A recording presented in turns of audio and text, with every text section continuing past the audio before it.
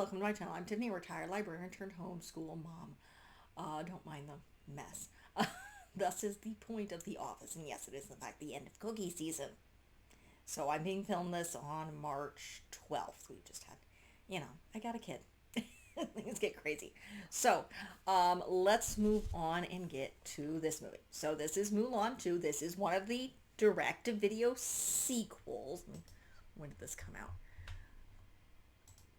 Double check here. So this came out in 2004, and the original came out in 1998.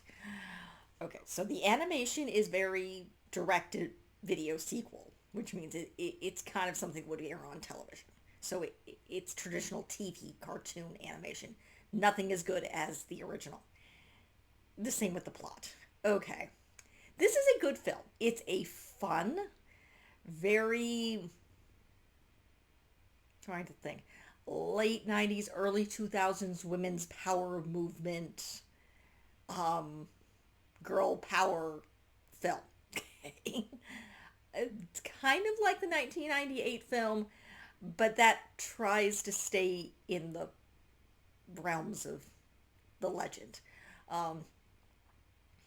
And it's very much seen that Mulan doing what she was doing was a bad thing.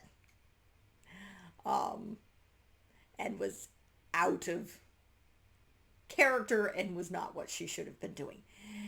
In this film, it starts off with one Mushu, who is now voiced by somebody else because Eddie Murphy could not, because apparently it was according to IMDb in his Shrek contract, he could not rephrase his role in here. So yeah, studio interference, which is, I don't think he cared. This is a direct-to-video sequel. Again, not a bad film. But it starts off with, besides Mushu being arrogant, because now he's one of the family gods,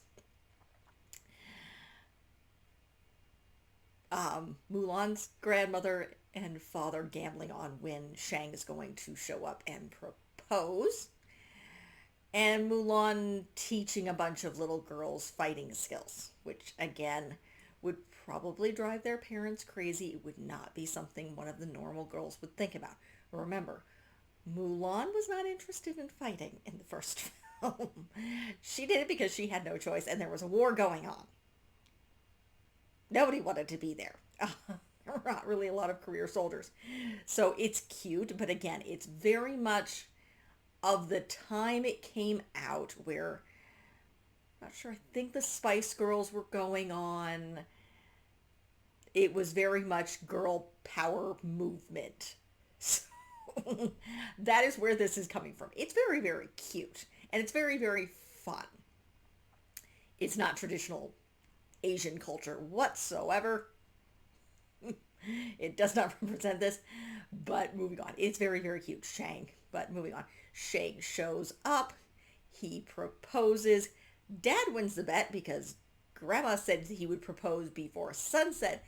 Dad said he would propose before noon, which he does, apparently. And then Mushu finds out that because Mulan is getting married, he gets to go back to gong duty because she's going to basically adopt his family gods.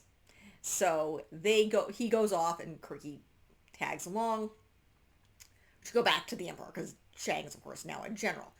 Then the Emperor tells them, by the way, in order to prevent the Mongols from attacking again,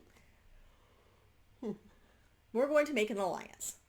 My 3 daughters are going to have an arranged marriage with the 3 daughters of this other kingdom. So Mulan tries to say something, and it's like, my daughters know their duty. Thank you for your apology, kind of thing.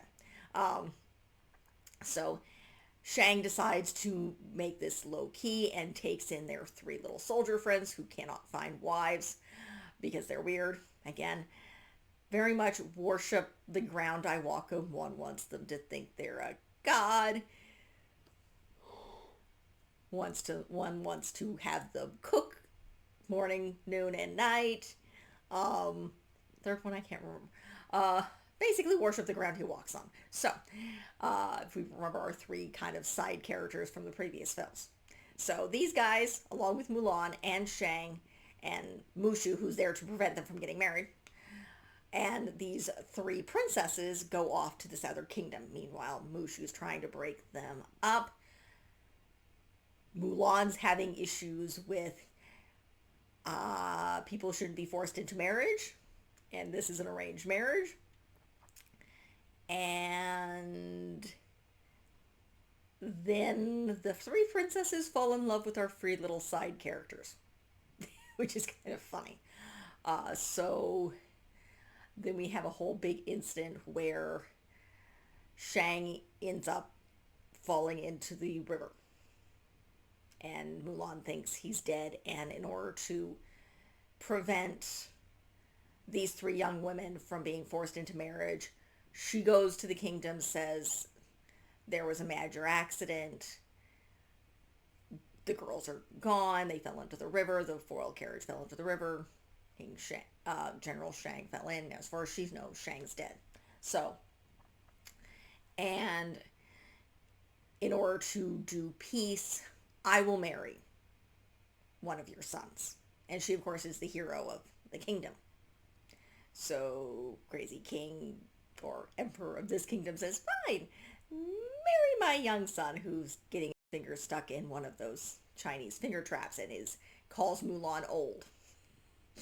But she's like, I don't want to do this, but I have no choice. 8:30. I have a kid. She's hyperactive. She's exhausting.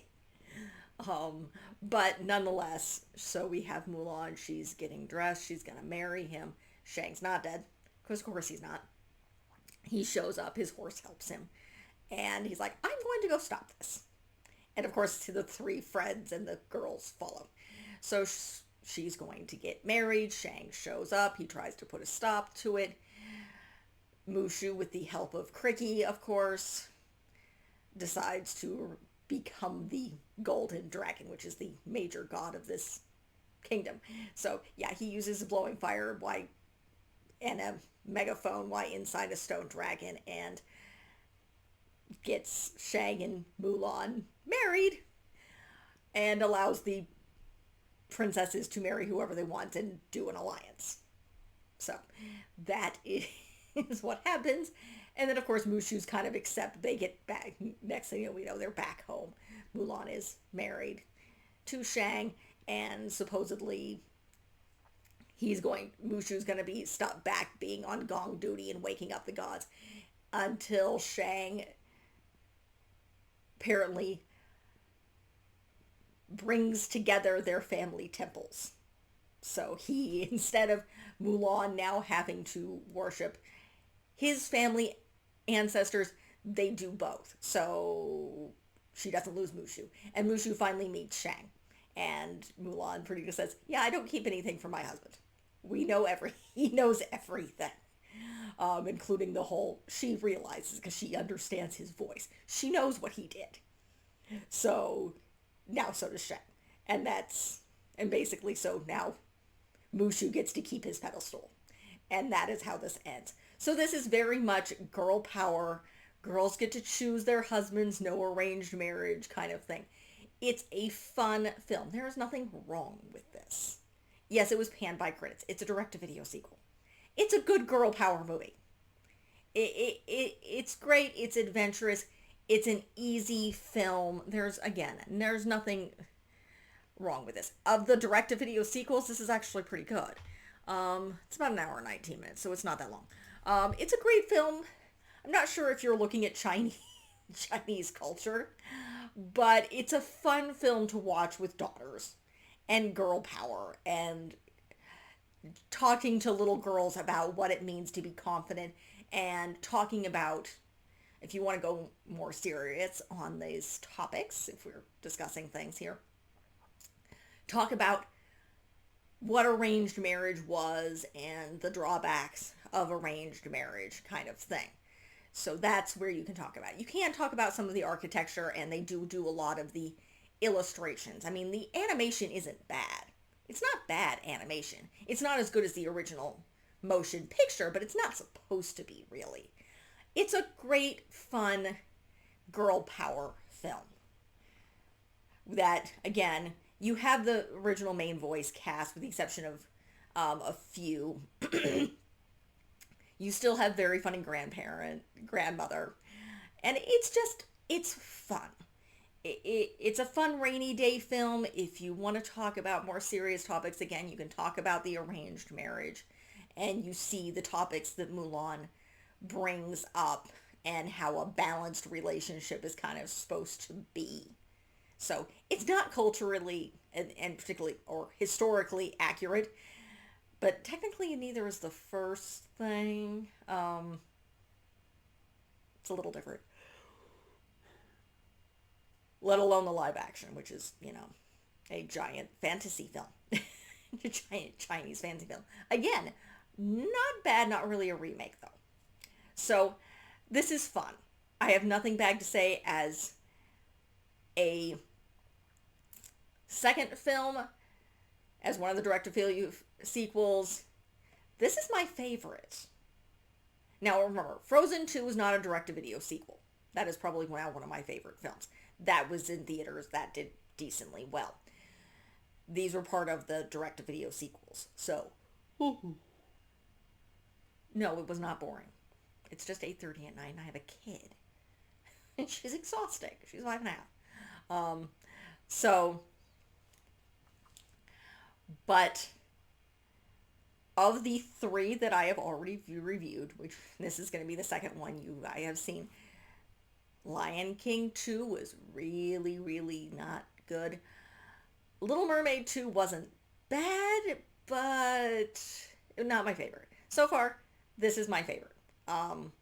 Particularly of this era of direct-to-video sequels, particularly from the Disney Renaissance films.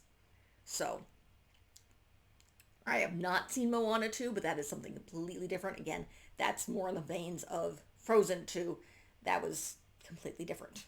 So, but this one at least makes some sort of sense in the narrative of the story.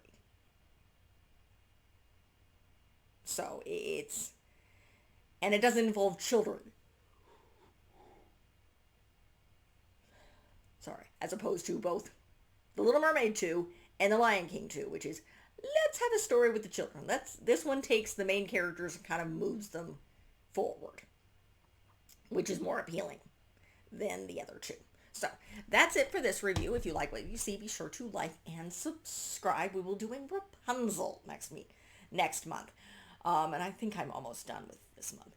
I'm taking a brief break of filming just because of the kid.